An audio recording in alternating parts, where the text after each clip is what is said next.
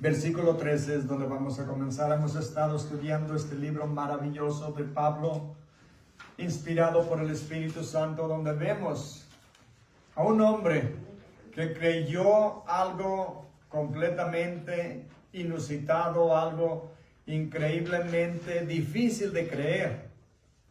Porque imagínense, Abraham tenía 75 años cuando Dios le dio la promesa de que le iba a dar un hijo. Y nada llegaba, pasó un año, pasaron 2, pasaron 5, pasaron 10, pasaron 20 años y nada. ¿Y qué pensó? Bueno, el Señor se está tardando demasiado. Entonces le dijo Sara, su esposa, probablemente en ese tiempo, recuerden, no sabían quién era el que no podía tener hijos, él o ella. Entonces, pues ella dijo, bueno, vamos a ver si tiene relaciones con mi sierva Agar. Vamos a ver si te puede dar un hijo. Y resulta que sí. Pero ¿saben lo que sucede cuando uno hace las cosas fuera de la voluntad de Dios? Vienen problemas, ¿verdad? Vienen problemas. ¿Qué sucedió? Pues de ahí vienen los moabitas, los amonitas, los edomitas. ¿Quiénes son ahora todas esas ciudades? Son los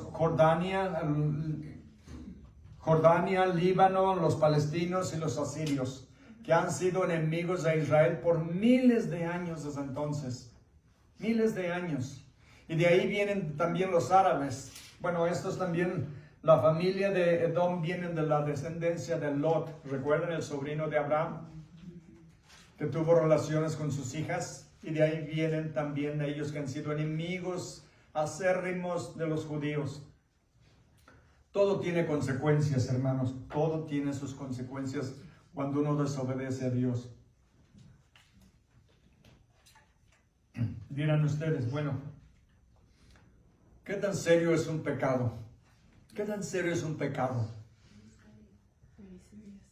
Bueno, demasiado serio, ¿verdad? Puede ser, y es demasiado serio. El problema es que nosotros no consideramos lo serio que es el pecado como Dios lo considera.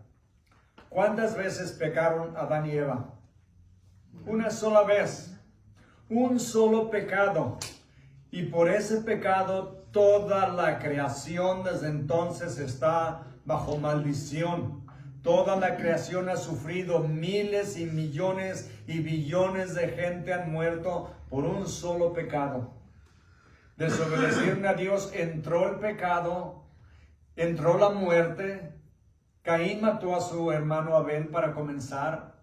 De ahí todas las descendencias desde entonces han muerto. Y todas las guerras en el mundo, todas las enfermedades que ha habido y hay en el mundo, el virus que estamos experimentando en estos días, todo viene de un solo pecado. ¿Se dan cuenta lo importante que es obedecer la palabra de Dios? Pero también por una obediencia hemos sido muchísimos bendecidos. Cuando el Padre le dijo al Hijo, están perdidos todos, ¿por qué? Porque todos pecaron y están destituidos de la gloria de Dios, de la gracia de Dios, ¿verdad? Él manda a su Hijo, su único Hijo, su amado Hijo perfecto. ¿Quién de nosotros quisiéramos tener hijos perfectos? Uy, qué lindo sería, ¿verdad? Pero hay un pequeñito problema, que los padres de esos hijos no son perfectos. Y de tal palo, tal astilla, ¿verdad? Entonces los hijos salen rebeldes porque nosotros, por naturaleza, somos rebeldes. Claro, hay unos más que otros, ¿verdad? Pero Cristo obedeció a su Padre perfectamente en todo y vino y dio su vida y murió por nosotros en la cruz. ¿Qué tan importante es nuestro legado para las descendencias que vienen? ¿Saben lo que es un legado? Es la herencia que le damos a nuestros hijos. ¿Cuánta gente se esfuerza, trabaja y hasta hace cosas chuecas, ilegales para obtener más, para darle a sus hijos lo que ellos no pudieron? Muchos de nosotros venimos de México, del Chile o del Salvador o de donde venga uno, y nosotros tal vez sufrimos más necesidades que las que tienen nuestros hijos. Y queremos darles lo que no tuvimos nosotros. Pero lo más importante que le podemos dar no es dejarles carros, casas o dinero. Lo que le debemos de dejar a nuestros hijos es un legado, una herencia espiritual primeramente. Quiero leer la historia de dos hombres. Es verdadera, es real. La historia de dos hombres que vivieron en los años 1700.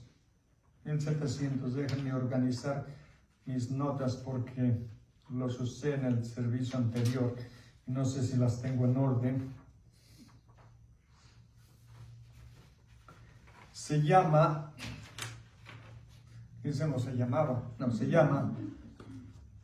un legado multigeneracional que va por varias generaciones. Y son 4 generaciones las que desde ese año que vivió en el año 1700 vivieron esos dos hombres. Y es la historia de uno que era pastor, se llamaba Jonathan Edwards. Muy famoso y respetado en su tiempo. Dice, estos legados contrastan y nos dan un ejemplo de lo que los hijos en 4 generaciones siguieron, ya sea bueno o sea malo. Qué pensamiento tan importante. Si alguien estudia nuestra descendencia por 4 generaciones después de nosotros, ¿qué es lo que queremos que descubran? ¿Qué es lo que quisiéramos que descubrieran? ¿Quieres que sea un legado como el de Edwards o un legado como un hombre que se apellidaba Jukes? La vida que vivas va a determinar tu legado. La vida que vivas va a determinar tu legado. Y si algunos llaman estas generaciones, 5 generaciones, ¿cómo crecemos a nuestros hijos desde que son niños? Les damos amor, valores, les enseñamos buenos valores, un ambiente en la casa de paz, que tengan sus emociones bien, les damos educación, o los influyemos, somos una buena influencia, hasta 4 generaciones van a alcanzar. Jonathan Edwards era un pastor puritano en los años 1700. Era un hombre muy respetado en su tiempo, en su día. Él fue a la universidad cuando tenía 13 años. Imagínense qué inteligente era. A los 13 años ya estaba en la universidad de Yale, una de las más prestigiosas aquí en Estados Unidos. Y llegó a ser presidente del colegio de Princeton. Se casó con su esposa que se llamaba Sarah en el año 1727. Y fueron bendecidos con 11 hijos. Cada noche, el señor Edwards en la noche oraba con cada uno de sus hijos al ponerlos en la cama. Él y su esposa le pasaron a sus hijos un legado maravilloso a sus 11 hijos. Un educador americano llamado Winship decidió estudiar la descendencia de estas dos personas, de Jonathan Edwards, por 150 años después de su muerte. Lo que encontraron es increíble, especialmente cuando lo comparamos con otro hombre del mismo tiempo que se llamaba Max Jukes. Max Jukes, el legado que dejó, llamó la atención de un doctor que estaba estudiando los diferentes legados de las diferentes familias.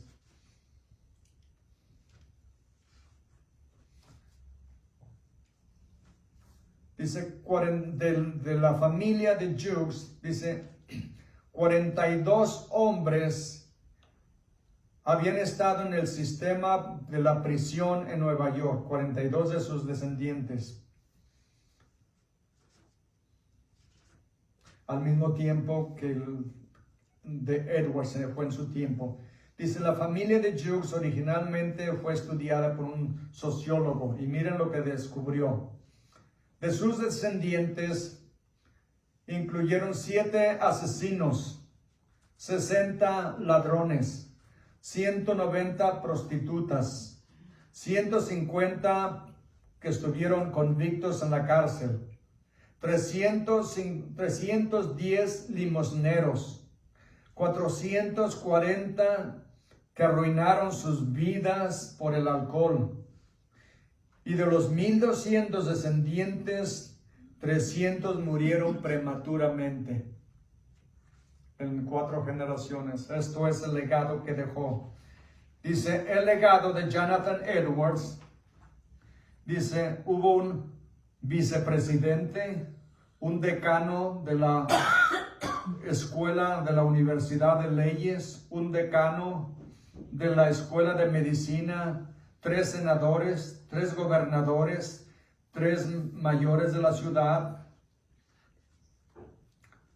13 presidentes de colegios, 30 jueces, 60 doctores, 65 profesores, 75 oficiales del servicio militar, 80 personas que tuvieron puestos en el gobierno, 100 abogados, 100 pastores y 285 graduados de colegio. ¿Cómo podemos explicar esto? Edwards era un hombre de Dios que llamaba a Dios, pero era un hombre muy trabajador, inteligente y moral.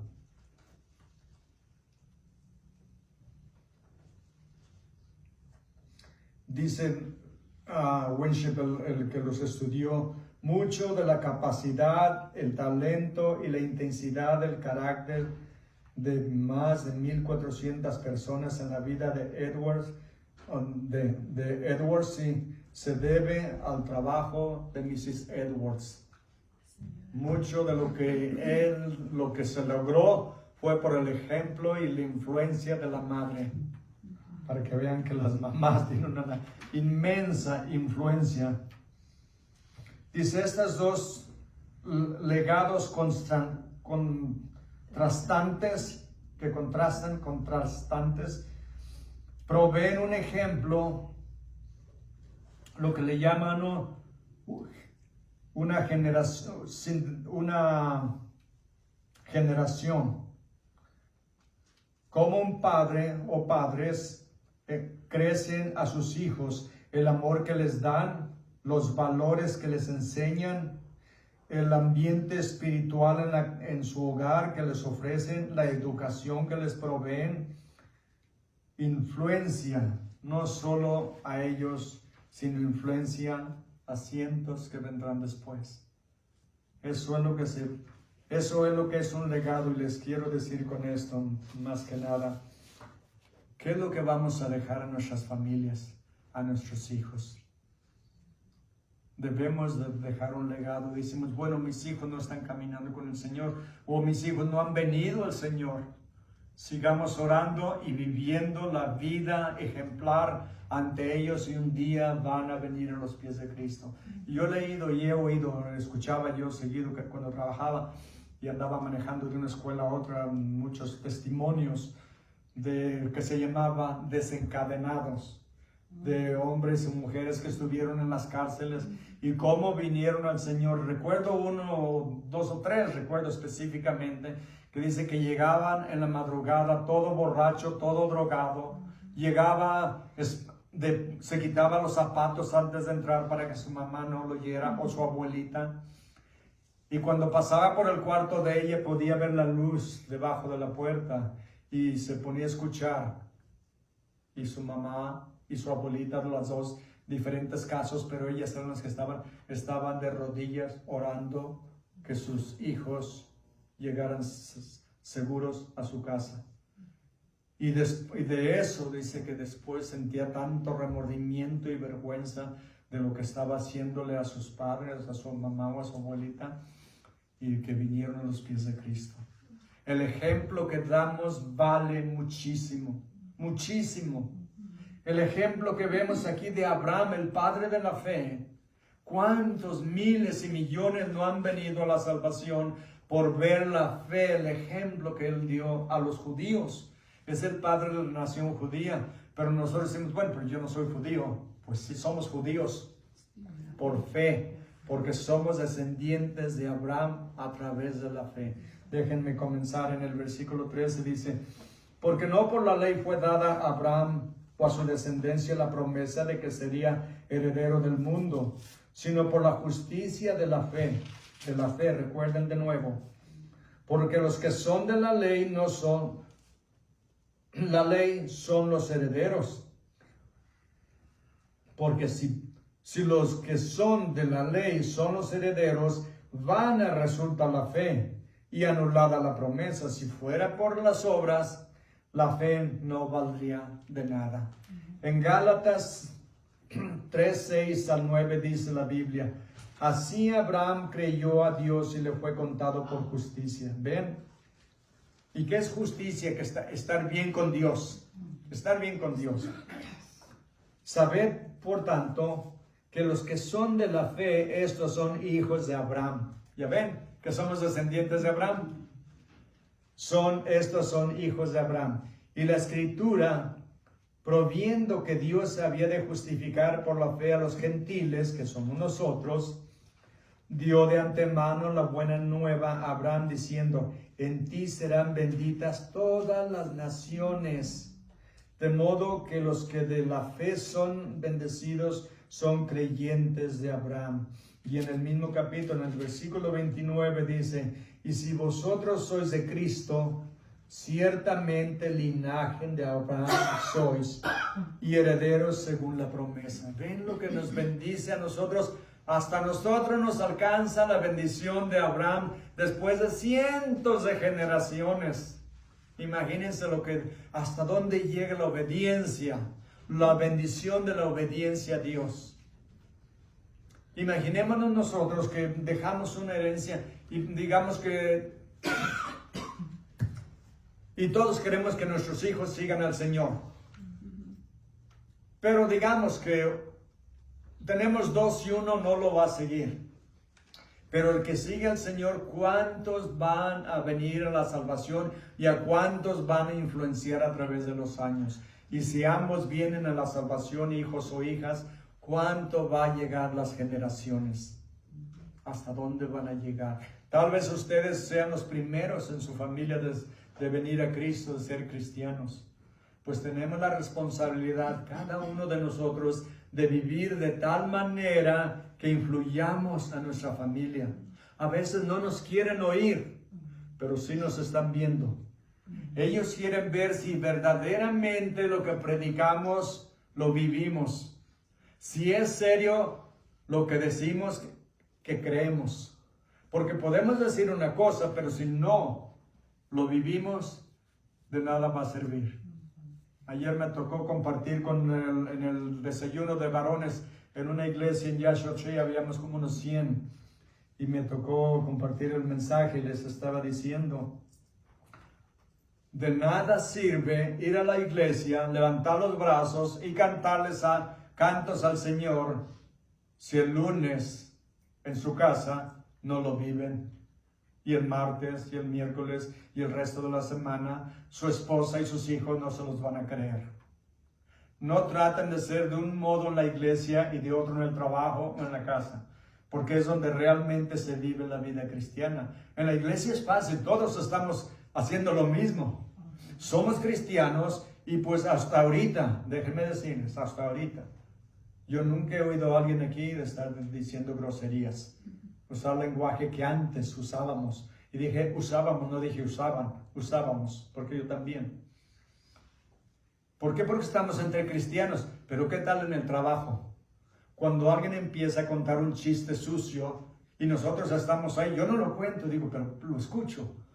Y se ríen todos y yo también me río. Entonces, ¿qué estoy haciendo? Estoy contribuyendo y estoy diciéndole, estoy de acuerdo en lo que acabas de decir. ¿Qué tal si cuando empiecen a contar un chiste sucio nos alejamos? Y dicen, ¿y tú a dónde vas? Dice, yo no quiero oírlo. ¿Por qué? Porque yo no vivo de esa manera, no quiero ser así. Porque eso se me va a quedar aquí. Lo que quiero aprender es la palabra de Dios y me cuesta trabajo. Pero los chistes sucios, qué fácil se aprende, ¿no es cierto? Les aseguro que hay chistes que oyeron de niños o niñas, de jovencitos y todavía lo recuerdan. Algo, algo que quisiéramos olvidar y no lo olvidamos porque está aquí. Entonces, no participemos en las obras infructuosas del mundo, nos dice la Biblia. Vivamos una manera diferente al mundo. Como Abraham, Dios le dijo, deja tu parentela, deja tu tierra, deja todo y ve a una tierra que yo te voy a enseñar. ¿Y qué hizo Abraham? Obedeció. Duró tiempo porque después de ahí se fue para Harán y duró 15 años ahí, pero finalmente llegó a la tierra donde Dios le dijo y Dios le dio la promesa y de ahí viene la nación judía y de la nación judía viene la salvación para millones y billones de gente en el mundo ahora, por la obediencia de un hombre. Por eso es tan bueno dejar un buen legado, un buen ejemplo a nuestra familia. Si no les dejan un 5, pero son cristianos, les dejaron más que el valor de todo el mundo. Porque dijo el Señor Jesús, ¿de qué le sirve al hombre ganar todo el mundo si pierde su propia alma? La salvación es lo más importante que podemos tener y pasarle a otros. No les podemos pasar la salvación, pero predicarles el Evangelio, vivir el Evangelio delante de ellos, eso es lo más importante. Bueno, versículo 16 dice, por tanto versículo 15, pues la ley produce ira, pero donde no hay ley, tampoco hay transgresión. Claro, la ley nos enseña lo que debemos y no debemos de hacer, ¿verdad? La ley es un maestro que Dios nos dio para enseñarnos cuánto fallábamos, lo que debíamos de hacer, pero que no podíamos hacer, ¿verdad? Pero Cristo vino y lo cumplió todo por nosotros. Versículo 16, por tanto es por fe, para que sea por gracia. ¿Ven? Que dice en Efesios 2, 8 y 9, por gracia sois salvos a través de la fe. Y esto no de vosotros, pues es don de Dios. No por obras para que nadie se gloríe.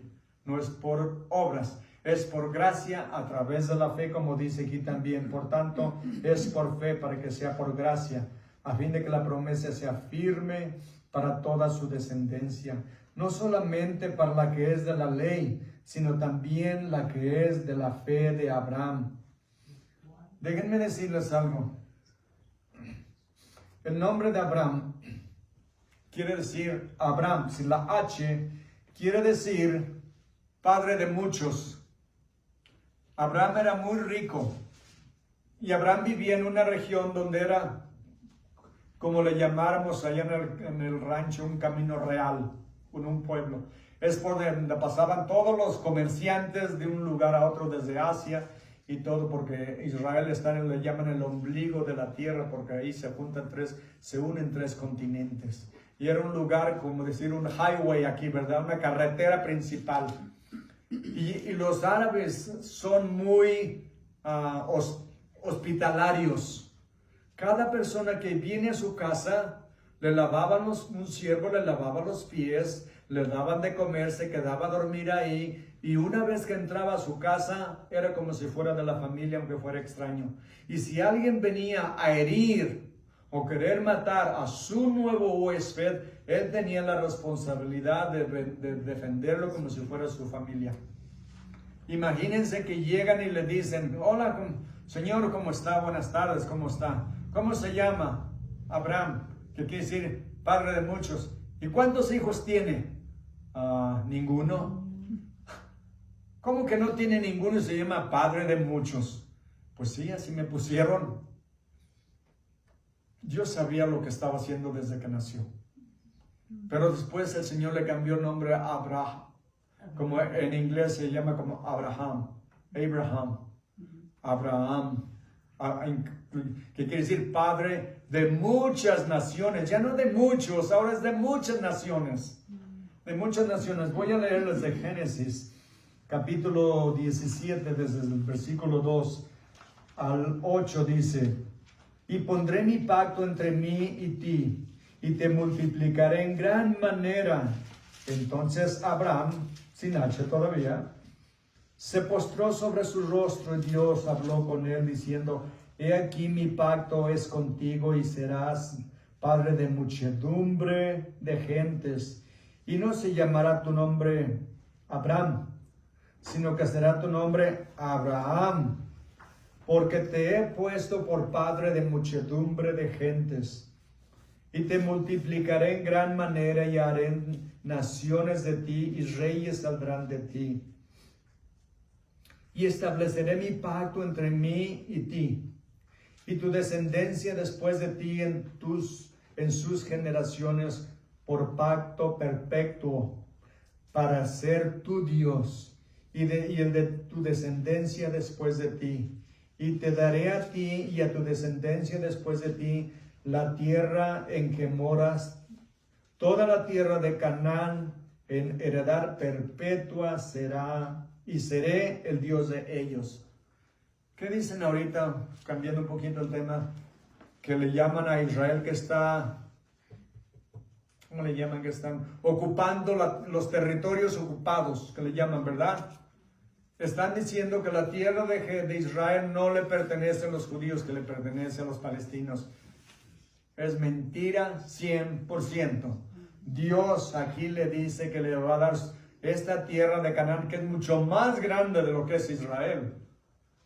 Para siempre dice que Dios le va a dar la tierra en que moras por heredad perpetua. Y dice: hay de aquellos que reparten mi tierra. Dios va a juzgar a las naciones que están tratando de forzar a Israel a dar sus territorios por una promesa de paz falsa. Y lamentablemente nuestro gobierno aquí está queriendo forzar a Israel a que den su territorio. ¿Quién va a ser juzgado? Todos nosotros, toda esta nación y las naciones del mundo. Eso es lo que sucede cuando no conocen o obedecen la palabra de Dios. Vienen las consecuencias, como en todo. Regresemos de nuevo a Romanos. Versículo 17. Como está escrito: te he puesto por padre de muchas gentes delante de Dios, a quien creyó, el cual da vida a los muertos y llama las cosas que no son como si fuesen. Esta frase me impresiona tremendamente, hermanos. Fíjense nada más lo que dice: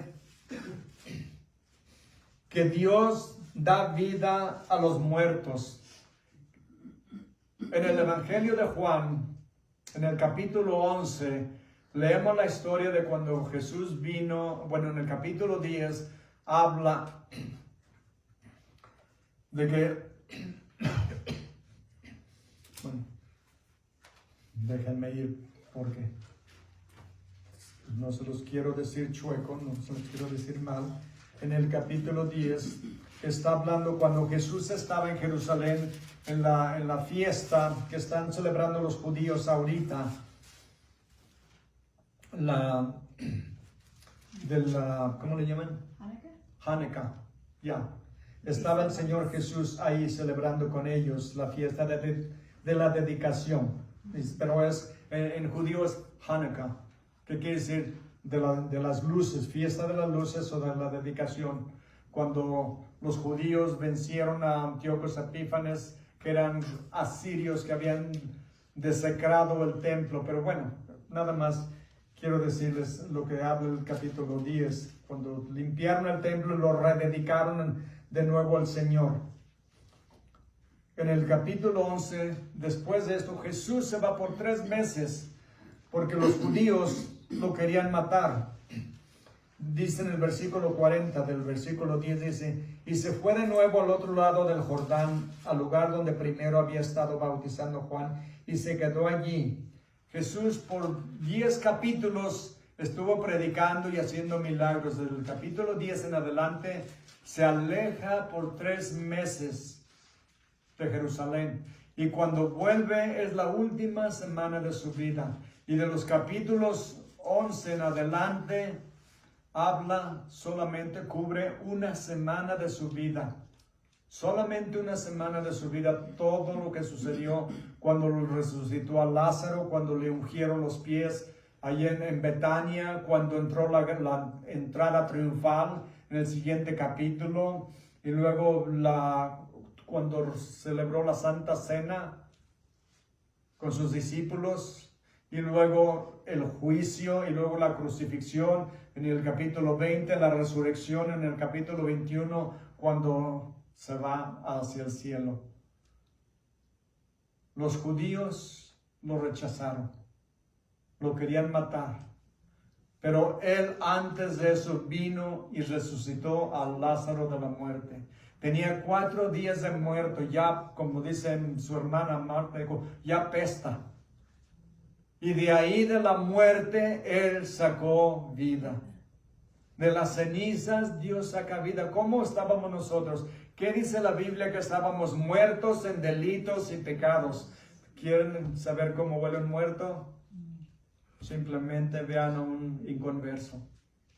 Huele a muerto, porque está muerto en delitos y pecados. Y así estábamos nosotros. Y no nos debemos de admirar o de criticar a los que no han venido a Cristo. Debemos orar por ellos y darles un buen ejemplo.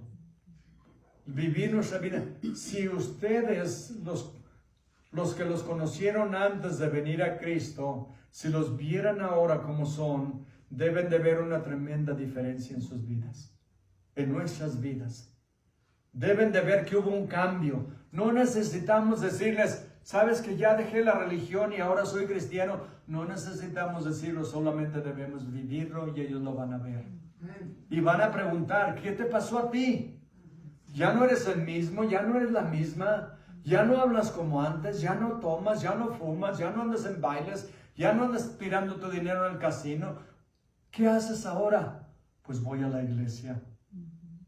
Y con tu dinero, bueno, pues hago todo y apoyo mi iglesia, estamos haciendo esto, estamos mandando misioneros, estamos alimentando a los huérfanos, estamos mandando regalos a otros lugares para los niños, estamos haciendo lo que Dios nos llama a hacer.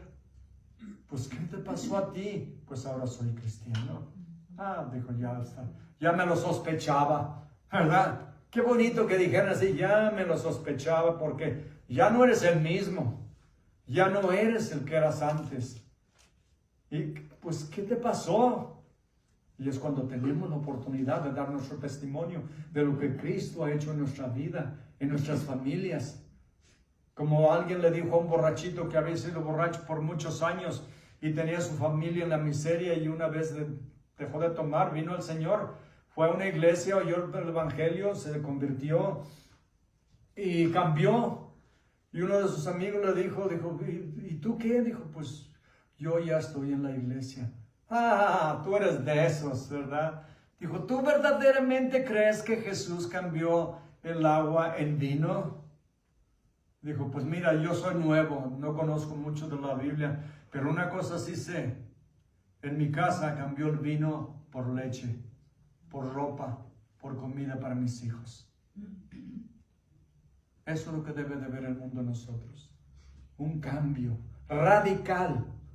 Dios nos está llamando a ser creyentes, porque Jesús dijo, hasta el diablo cree y tiembla.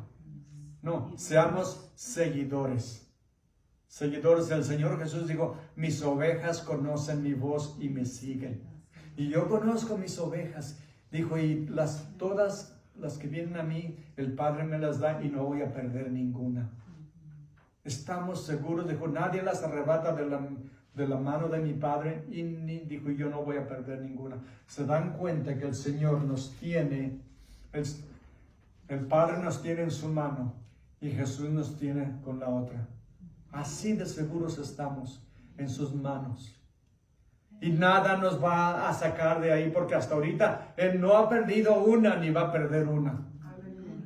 Y dice, bueno, ¿qué tal los que estaban en la iglesia y ya no vienen? Es que nunca estuvieron, nunca fueron verdaderos cristianos, no eran seguidores, eran creyentes.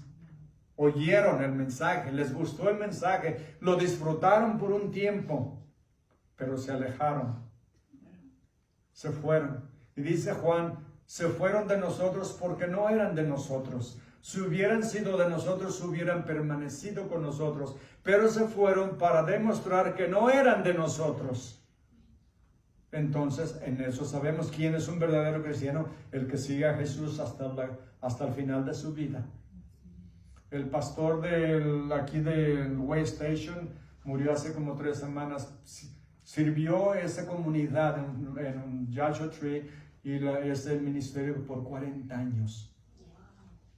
Hasta 2 meses antes estuvimos en el desayuno de varones en la iglesia que se llama Church on the Hill en Joshua Tree. Yo estuve ahí y él estuvo con su grupo dirigiendo la alabanza. Le dio, todavía se veía bien. La última vez que lo vi, oí su voz un poco ronca. Recuerdo que lo vi una vez, ya en los últimos días. Le pegó el virus y en semanas se fue. Pero ¿creen que se arrepintió de haber servido al Señor por 40 años? ¿Creen que uno al final de nuestra vida, piensen, al final de nuestra vida, vamos a decir, ¿por qué oré tanto? No hubiera orado tanto. ¿Por qué iba a la iglesia tanto? Quisiera no haber leído tanto mi Biblia. Quisiera no haber apoyado la obra del Señor con tanto dinero. ¿Por qué dediqué mi vida a las cosas del Señor cuando pude haberme divertido como todo el mundo? ¿Creen que hay gente que se arrepiente de eso? No, yo creo que se arrepienten de lo contrario, ¿verdad? ¿Por qué no? Y empiezan a decir, fui más a la iglesia, leí mi Biblia, oré más. Inclusive el gran evangelista Billy Graham le preguntaron al final de su vida, después de predicar como 60 años, le dijeron, si pudieras cambiar algo, ¿qué harías? Dijo, hubiera predicado menos y orado más. Eso es lo que él sentía. Pero ¿qué tal nosotros? ¿Qué tal si oramos más? Asistimos más a la iglesia. Apoyamos la obra del Señor. Oramos, bueno, todas las cosas que sabemos que debemos hacer. Eso es el legado que vamos a dejar a nuestra familia. Les digo, no importa cuánto les dejemos, si es que les dejamos algo, pero que les dejemos una herencia espiritual. Si le podemos dar educación, qué bueno. Si no, hay que enseñarlos a trabajar. Saben que en Israel todos los rabinos que estudian para ser los maestros de la ley, todos tienen que tener un oficio, por si un día no pueden ejercer su oficio como rabinos o pastores, tienen un oficio, todos. ¿Saben cómo lo sabemos? Bueno, saben, yo sé que eso es verdad, pero un ejemplo en la Biblia, claro, Pablo. Pablo era fariseo, era de los maestros, pero era también hacedor de tiendas de campaña, trabajando con piel. Él se mantenía dentro del, cuando estaba ministrando de ciudad a ciudad, él se mantenía a sí mismo para no ser carga a las iglesias haciendo trabajos de pieles. ¿Ven? Si no les podemos dar educación, hay que enseñarlos a trabajar. Y con eso basta, ¿verdad? Como dicen, no le des a alguien un pescado, enséñalo a pescar. Y con eso ya se mantiene por el resto de su vida. Espiritualmente, enseñémosle cómo amar y seguir al Señor. Versículo 18. Creo que ahí me quedé, ¿verdad? Sí. Él creyó en esperanza contra esperanza para llegar a ser padre de muchas gentes. ¿Ven? Creyó y por eso, conforme a lo que se le había dicho, así será tu descendencia. Dice, y no se debilitó en la fe al considerar su cuerpo que estaba ya como muerto, siendo de casi 100 años, o la esterilidad de la matriz de Sara. Tampoco dudó por incredulidad de la promesa de Dios, sino que se fortaleció en fe dando gloria a Dios. Increíble, ¿verdad? Increíble la fe que tenía en el Señor. En Romanos 8, 28 y 29 dice la palabra de Dios: y sabemos que los que aman a Dios, todas las cosas les ayudan a bien. Esto es, a los que conforme a su propósito son llamados, porque a los que antes conoció, también los predestinó para que fuesen hechos conforme a la imagen de su Hijo, para que Él sea el primogénito entre muchos hermanos. Fíjense nada más lo que dice: los predestinó para que fuesen hechos conforme a la imagen de su Hijo. ¿Saben cómo nos quiere ver el Señor, el Padre? Como imitaciones de Jesús. ¿Cómo era Jesús? Perfecto en todo, ¿verdad? Pues nosotros no vamos a ser perfectos, pero hagámoslo lo mejor que podamos, dándole toda la honra y toda la gloria. Regresemos al versículo 22, dice: por lo cual también su fe le fue contada por justicia, y no solamente con respecto a él se escribió que le fue contada, sino con respecto a nosotros, a quienes ha de ser contada, esto es, a los que creemos en el que levantó de los muertos a Jesús, Señor nuestro. Qué lindo, ¿verdad? Dice: el cual fue entregado por nosotros, no por nuestras transgresiones, y resucitado para nuestra justificación. Fue entregado por nuestras transgresiones. De nuevo les digo, ¿qué amor tiene el Padre por nosotros? ¿Cuántos de ustedes crecieron pensando que el Padre era un Dios severo? Que Dios siempre estaba enojado con nosotros porque pecábamos. Mira, si haces esto, Dios te va a castigar. ¿Cuántos oyeron eso creciendo? Todos, ¿verdad? Si haces eso, Dios te va a castigar. Y pensábamos que Dios siempre estaba... Miren, yo les voy a decir cómo veía yo a Dios. Yo veía a Dios con un garrote. Y nomás estaba viendo cuál la regaba, cuál hacía ¡pum! Y cuál se salía del huacal, ¡pum! Otro macanazo en la cabeza como un policía. Cada que hacía alguno malo, decían: Dios te va a castigar. Ah, Dios te castigó, te quebraste la pata, te caíste del caballo. Ah, Dios te castigó por andar de borracho, por andar de mujeriego, lo que haya sido. Pero todo era castigo de Dios. Veíamos a Dios como un Dios cruel y severo, cuando en realidad nos ama tanto que entregó a su Hijo por nosotros. Imagínense cuánto amor tiene Dios por nosotros. Y ahora quiere que nosotros seamos como su Hijo. Dijo, ¿qué dijo Pablo? Pablo, imítenme a mí como yo imito a Cristo. ¿Saben que él sí lo estaba viviendo? Imítenme a mí como yo imito a Cristo. A ver, ¿cuántos de nosotros podemos decirle eso a nuestra familia? Imítame a mí como yo imito a Cristo. ¿Saben que debemos de poderlo decir? Debemos de poderlo decir. ¿Por qué? Porque ese es el llamado que tenemos, a ser como Cristo. La última referencia, 1 Corintios 3:21.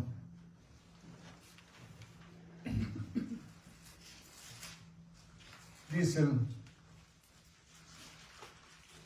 1 Corintios 3:21, así que ninguno se gloríe en los hombres, porque todo es vuestro, sea Pablo, sea Apolo, sea Cefas, sea el mundo, sea la vida, sea la muerte, sea lo presente, sea por lo venir, todo es vuestro y vosotros de Cristo y Cristo de Dios. ¿Se dan cuenta que todos de nosotros somos los herederos, hermanos? Somos los herederos de Dios, junto con el Señor Jesús. ¿De cuánto es dueño Dios? De todo lo que existe. ¿Qué tan ricos somos? Inmensamente trillonarios, quintillonarios. Bueno, le echamos los números que queramos, ¿verdad? Lo tenemos todo en Cristo. Y nosotros somos de Cristo y Él es de Dios. pero somos una familia con Él. Somos el cuerpo de Cristo. ¿Quién de ustedes cuando se lastima, se pega, se levanta en la noche, va al baño y le pega la pata de la cama con el dedo chiquito? ¿Qué dice?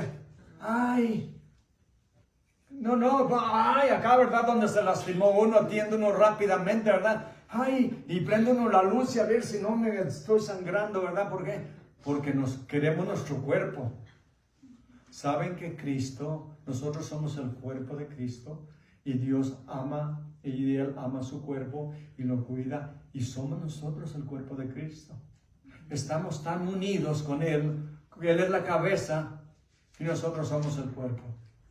Él es la cabeza de la iglesia y nosotros somos su cuerpo. Así es de íntima la relación que tenemos con Él. Así es de que honrémoslo con todo lo que hagamos y digamos. Y dejemos un legado a las descendencias que vienen, que conozcan al Señor por el legado, el ejemplo que dejamos. Amén. Amén. Amén. Padre bendito, lo adoramos, lo glorificamos, le damos gracias infinitamente, Señor, por su palabra, por el ejemplo de Abraham, que creyó sin haber visto y esperó y creyó, y después que le dio a su hijo y le pidió que lo sacrificara, estuvo dispuesto a matar, a sacrificar a su hijo, sabiendo que usted lo podía resucitar de la muerte. Así de grande era su fe, porque Él tenía un Dios grande. Y a veces nosotros tenemos un Dios muy pequeño, que no puede contestar nuestras oraciones. Lo limitamos a nuestras limitaciones, pero Dios es inmensamente grande, omnipotente, lo llena todo. Nuestro Dios lo llena todo y es dueño de todo. Y ese es el Dios que servimos. Señor, auméntenos la fe. Auméntenos, Señor, el hambre de usted. Denos, Señor, el deseo, la pasión de amarlo, buscarlo y seguirlo como nuestro gran pastor que es. Que cuando estamos muriéndonos de hambre, usted nos alimenta. Nos estamos muriendo de sed, usted nos da de beber. Estamos cansados y agotados, dice, venid a mí, todos los que estén cansados y trabajados y cargados, y yo les daré descanso. Ayúdenos, Señor, a vivir vidas que le honren y que influyan en la vida de los demás. Se lo pedimos, Señor, en el bendito y santo nombre de nuestro Señor Jesucristo. Amén. Amén. Amén. Dios los bendiga, hermanos. Tengan un día lleno de bendiciones en el Señor.